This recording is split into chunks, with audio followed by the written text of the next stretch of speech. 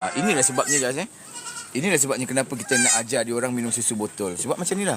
Sebab kita tak nak ada masalah macam ni. Ya. Minum. Tengok guys, Syarifah mengelak guys. Oh, tengok. Syarifah sondol dia. Syarifah tak suka yang ni guys. Kenapa Kak Pa? Tak baiklah macam tu Kak Pa. Jangan pilih lah. Jangan macam tu. Jangan pilih kasih Kak Pa. Anak kau juga ni. Tengok guys. Ditolak. Nampak guys? Ditolak. Kak Pa, tak baik macam tu. Tak penat ke kau mengandungkan dia 4 bulan?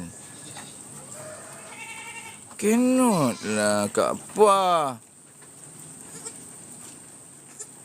Pilih kasih. Sekejap guys kita bagi dia susu. Alah, ini risau ni guys. Jom kita minum susu dulu sayang. Jom. Bismillah.